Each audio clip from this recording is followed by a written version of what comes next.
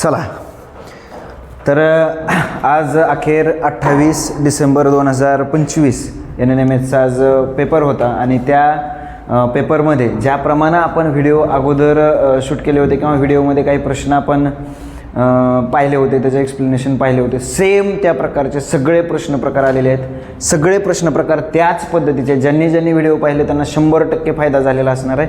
तर आज आपण स्टार्ट करूया, बघूया आजची प्रश्नपत्रिका कशी होती. सेम तसेच प्रश्न आले होते का, काही बदल होता, त्याचे स्पष्टीकरणासह उत्तरं बघूया. आपण पाहतोय 28 डिसेंबर 2025 आजची प्रश्नपत्रिका. सकाळी झालेली बौद्धिक क्षमता चाचणी, मेंटल ॲबिलिटी टेस्ट, आणि आपला संच कोड आहे B. ठीक आहे, चला त्याच्यातला पहिला प्रश्न बघा काय म्हटलंय. पुढील प्रश्नात अक्षरांचा एक विशिष्ट गट दिलेला आहे, त्या गटाशी जुळणारा योग्य पर्याय निवडा. ठीक आहे, तर आता इथं सिंपल आहे, याच्यामध्ये B, C, Y, X दिसतंय. तर याच्यामध्ये बघा B आणि Y पुढून आणि पाठीमागून समान अनुक्रमांक असलेले अक्षर आहेत. CX, त्याप्रमाणे FU, GT, JQ, KP. आता याच्यामध्ये आहे का D आणि U? नाही. D, F नाही, परत JP नाही, IR आहे आणि JQ आहे. पर्याय क्रमांक 4 हे आपलं बरोबर उत्तर आहे. दुसरा प्रश्न बघा D, W आणि 27. ठीक आहे, आता याच्यामध्ये बघा D आणि W पुढून आणि पाठीमागून अनुक्रमांक सारखे असलेले अक्षर आहेत, पण पुढं तसं दिलेलं नाही. तर बघा याच्यामध्ये आणि याच्यामध्ये काय फरक आहे रे, बोला. हा 4 आहे, हा 23 आहे. मग 23 आणि 4 27, 2 आणि 18 20, 8 आणि O 15, 15 आणि 8 किती रे, 23. बरोबर आहे, म्हणजे अनुक्रमांकांची बेरीज झाली पाहिजे.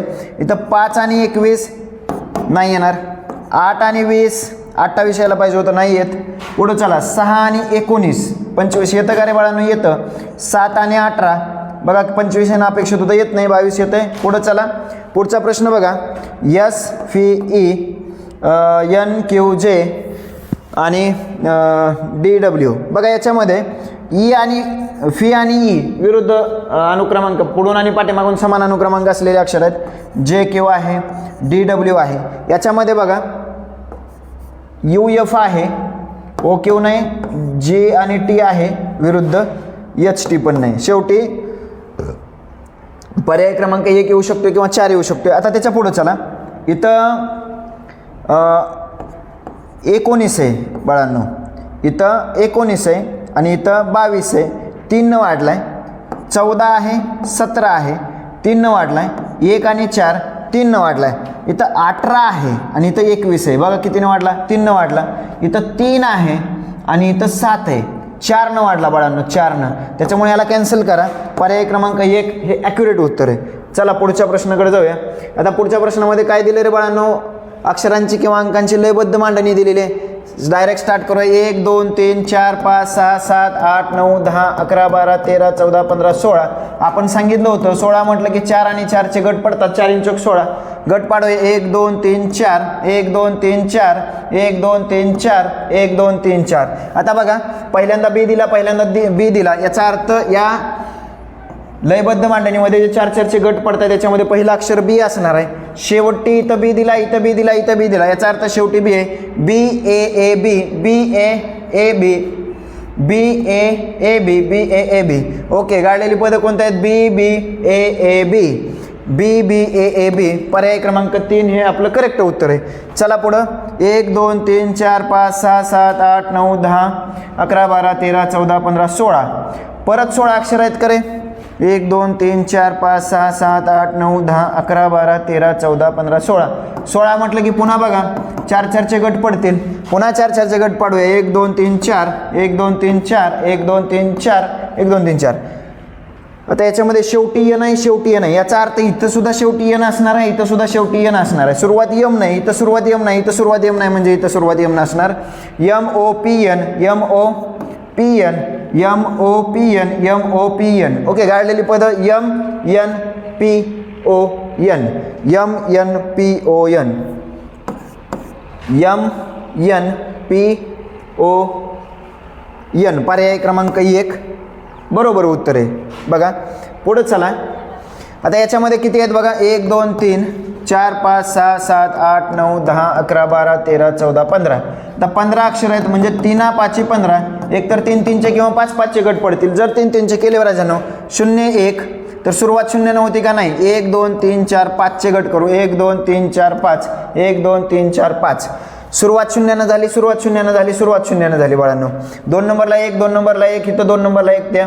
3 नंबरला डॅश आहे, इथं पण 3 नंबरचा नाही, इथं 3 नंबरला 0 आहे म्हणून इथं आणि इथं 3 नंबरला 0 देऊन टाका. 0 1 0 11 0 1 0 11 0 1 0 11. बघा गाळलेली पदं 0 0 1 0 0 111 0 0 111 कुठं आहे रे बाळांनो, पर्याय क्रमांक 4 मध्ये. म्हणजे प्रश्न क्रमांक 6चं उत्तर पर्याय क्रमांक 4 हे बरोबर आहे. चला नेक्स्ट क्वेश्चन बघा. याच्यामध्ये काय दिलंय, विसंगत आकृती ओळखा, म्हणजे वेगळी आकृती ओळखा. आता इथं किती रेषा आहेत, 1 2 3, इथं 1 2 3 4 1 2 3 4 6 आणि इथं 2. आता हे 2 बंदिस्त आहेत, त्या रिकामे आहेत, तसंही नाही. लघु कोण झाले, लघु कोण झाले, इथं विशाल कोण, याच्यात एक विशाल कोण झाला आहे. ओके, इथं लघु कोण आहे, नाही. माझ्या तर मते इथं सम आहेत, सम बाजू असलेली आकृती असेल. पर्याय क्रमांक 1 हे आपण गृहीत धरूया, कारण इथं सगळ्या इथं 4 बाजू आहेत, इथं 6 आणि इथं 2 बाजू आहेत, म्हणजे सम आहेत. पुढे जाऊया बघा. हा हसतोय, हा हसतोय, हा हसतोय. पर्याय 2 मध्ये हा रडतोय म्हणून पर्याय क्रमांक 2 येणार. हा नाराज दिसतोय, बघा याचं तोंड कसं आहे. ठीक आहे, पुढे जाऊया. आता इथं बघा घड्याळाच्या काट्याच्या दिशेनं, इथं घड्याळाच्या काट्याच्या दिशेनं, हां इथं गडबड आहे. या बाणानुसार गेलं तर घड्याळाच्या काट्याच्या विरुद्ध दिशेनं, हे सॉरी घड्याळाच्या काट्याच्या दिशेनं जाईल, आणि या बाणाच्या दिशेनं गेलं तर घड्याळाच्या काट्याच्या विरुद्ध, म्हणजे यांची भांडणं होत आहेत, धडकाधडकी होते, त्याच्यामुळे याला हा वेगळा असणार आहे. बाकी सगळे ठीक आहे, म्हणजे गटाशी वेगळं पद हेच असणार आहे. पुढं चला बघा. आता या प्रश्नामध्ये WYC, आता व्यवस्थित लक्ष दिलं तर डब्ल्यूच्या विरुद्ध कोण आहे, म्हणजे अनुक्रमांकानुसार डावीकडनं उजवीकडनं बघितलं तर डी येतो आणि सी हा डीच्या जवळ आहे. आणि तर मग परफेक्ट तर नाही आहेत, पण आपण या पॅटर्ननुसार चेक करू. WCY बघा, WC आणि Y या पद्धतीचा पॅटर्न झाला. त्याचा संबंध QKO, QKO. बघा याचा अर्थ काय, 1 2 3 4 इकडून 1 2 3 4. आता पुढे जाऊया. XBZ, XB आणि Z, म्हणजे डावीकडून तिसऱ्याकडनं चालू केलं, आता डावीकडनं तिसऱ्याकडनं चालू करू. PLN म्हणजे पर्याय क्रमांक 3 हे आपले परफेक्ट उत्तर असेल. बरं पुढे चला. आता या प्रश्नासाठी सुद्धा बघा AZ XC याच्यासाठी सुद्धा हाच पॅटर्न तयार होईल. बघूया काय होत आहे.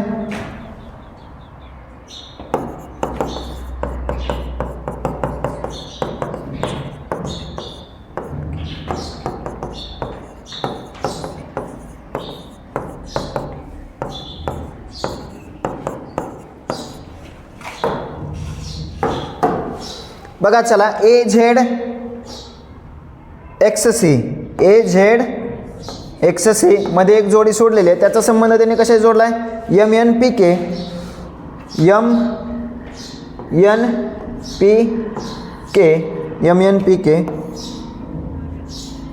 ठीक आहे, म्हणजे इकडून 1 नंबर, इकडून 1 नंबर. आता पुढे जाऊ.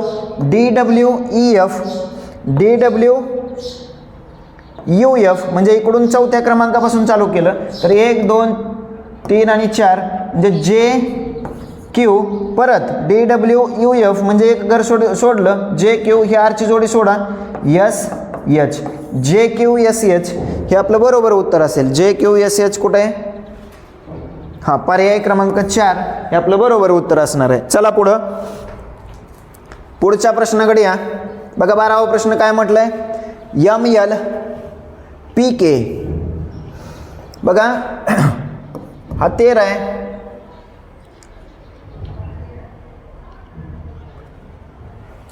बघा या पॅटर्ननुसार तयार होतं का, बघा MLPK.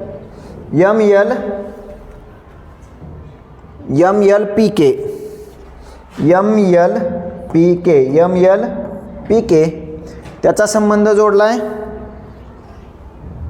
ABXC, ABXC.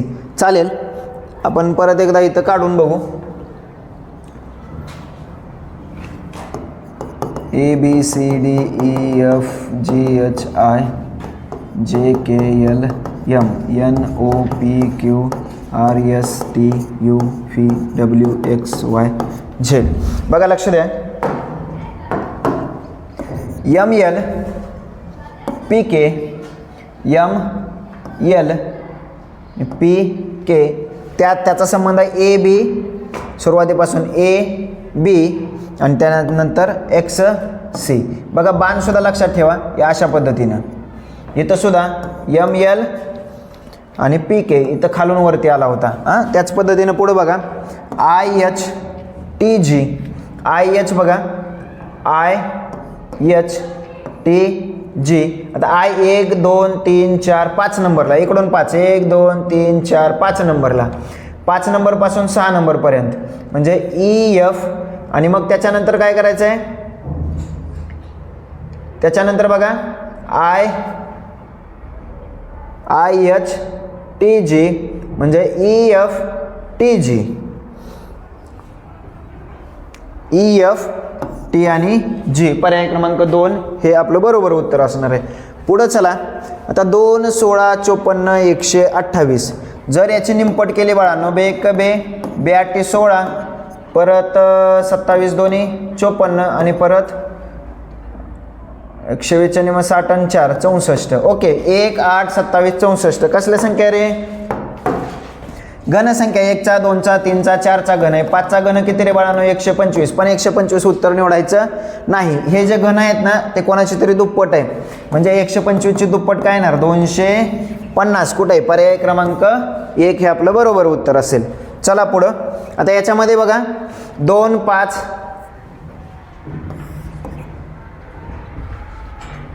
कितीचा फरक आहे बघा,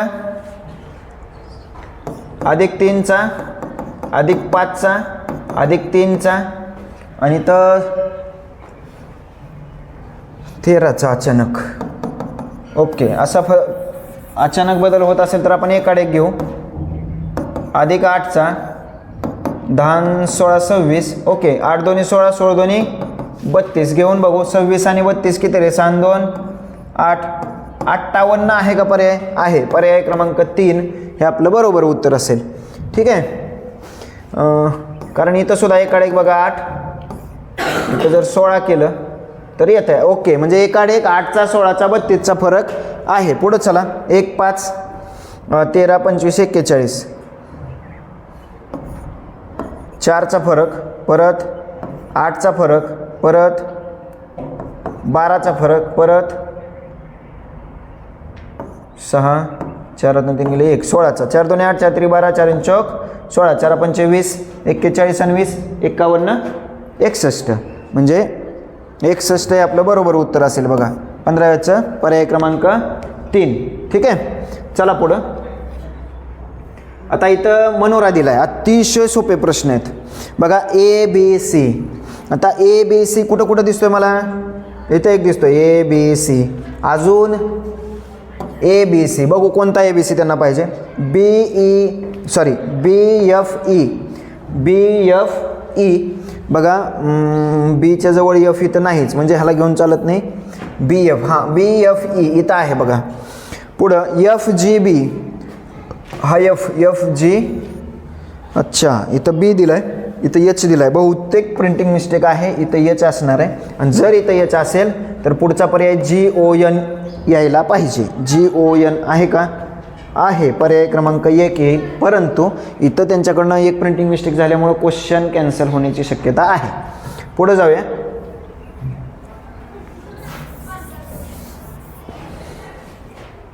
चला, आपल्याला इथं सुद्धा मनोऱ्याची आवश्यकता आहे. पहा 17वा प्रश्न काय दिलाय? OPQA कुठं सापडतंय बघा. OPQA या पद्धतीनं. त्याच्या पुढं दिलंय KUTW TW सेम पॅटर्न आहे लेफ्ट साईड आणि राईट साईडनं. आता हा एक क्वेश्चन मार्क दिला आणि त्याच्या पुढचा पॅटर्न DJIL दिला आहे. DJIL तर मग सेम याचा संबंध कोणाशी असणार आहे रे बाळांनो? इकडून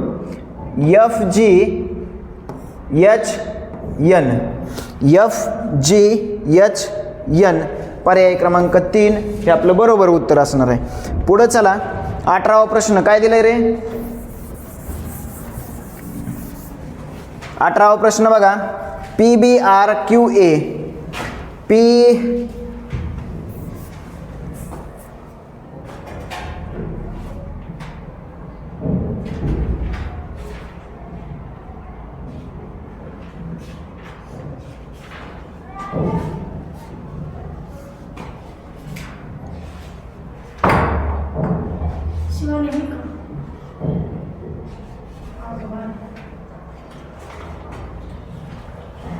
ह्याचं पॅटर्न कसं आहे? PBRQA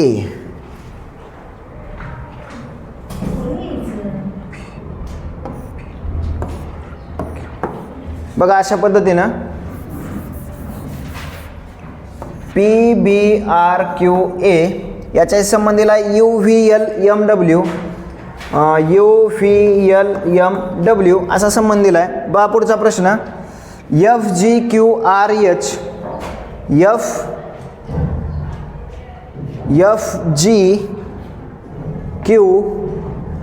FGQRH याचा संबंध येणार आहे DJTSL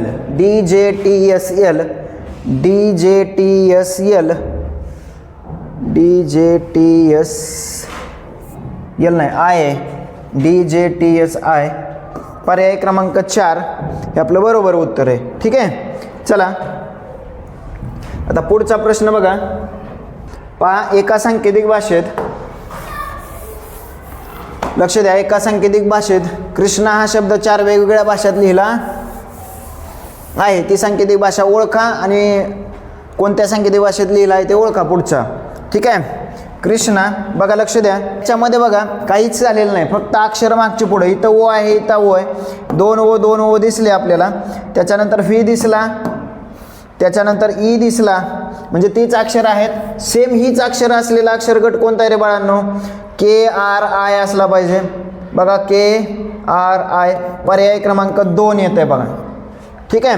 पुढं चला. सीचा B झाला, -1 झाला. परत Lचा K झाला, ओचा N झाला, Uचा T, Dचा E. आता काय झालं रे बघा, इथं 3 आहे, 2 झालं म्हणजे -1 झाला. L 12 11 -1 झाला. 15 14 -1 झाला. 21 20 -1. DE -1. आता -1 बघा. Kचा जर 11 असेल तर Kच्या पाठीमागचं अक्षर J कुठं दिसतंय रे? फक्त पर्याय क्रमांक 3 मध्ये दिसतंय. डायरेक्ट याचा पर्याय क्रमांक 3 लिहू शकताय तुम्ही. पुढं चला. R18 आणि T20 बघा. R18 T20 +2 झाला. E आणि G 5 7 +2 झाला. परत 12 14 +2 झाला. म्हणजे प्रत्येक ठिकाणी 2 वाढलंय. K 11 असेल तर 11 आणि 2 किती रे? 13. पर्याय क्रमांक 1. पुढं सुद्धा चेक करू शकताय तुम्ही. R18 18चा 20 झाला, 9चा 11 झाला, 19चा 21 झाला. पर्याय क्रमांक 1 हे एकदम बरोबर उत्तर असेल. पुढं चला. K 11 आणि J 10 -1 झाला. H 8 G 7 -1 झाला. परत 9 इथं 8 आहे, -1 झाला. प्रत्येक ठिकाणी -1 कुठं झाला रे? K 11 आहे.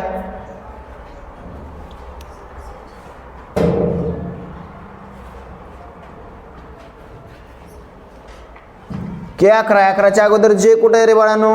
पर्याय क्रमांक 3 मध्ये आहे. बघा याच्यामध्ये काय करायचं आपल्याला? समसंबंध ओळखायचा आहे. या आकृतीचा या आकृतीशी जसा संबंध आहे तसाच पुढच्या आकृतीशी असणार आहे. हा जो बाहेरची आकृती आहे ते बघा, एकदा घड्याळाच्या काट्याच्या दिशेनं 90 मध्ये फिरवून पुन्हा 45 मध्ये फिरवली. बाहेरची आकृती एकदा 90 आणि पुन्हा 45 तर या दिशेला येईल. बघा 1 आणि 3 मध्ये दिलं आहे.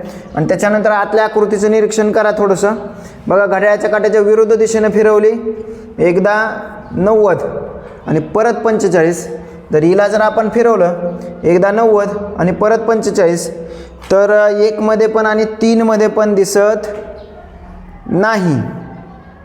तशी आकृती मला 2 मध्ये दिसते, आतली फिरवल्यानंतर आणि बाहेरची फिरवल्यानंतर 1 किंवा 3. हा प्रश्न संदिग्ध असेल माझ्या मते तरी, कारण तसं स्पष्ट काही सांगता येणार नाही. ठीक आहे, पुढचा प्रश्न बघूया. आता बघा या आकृतीचं काय केलं रे त्यांनी, घड्याळाच्या काट्याच्या म्हणजे फक्त एवढी अशी इकडं फिरवली, बरोबर आहे, किंवा हा भाग इकडं फिरवला 45 अंशामध्ये. मग हा जर भाग इकडं फिरवला 45 मध्ये, तर इथं काय झालं रे, हा भाग आतमध्ये गेला. इथं सुद्धा काय होईल, हा भाग आतमध्ये जाईल. म्हणजे कुठं आहे रे, पर्याय क्रमांक 1 मध्ये आहे. बघा बाकी हा भाग आहे तो आत होता तो बाहेर आला, मग हा आत आहे तो बाहेर येईल. हा बाण इकडं होता तो वरती गेला, हा वरती आहे तो खाली येईल. म्हणजे पर्याय क्रमांक 1 हे आपलं बरोबर उत्तर असेल. चला पुढे जाऊया.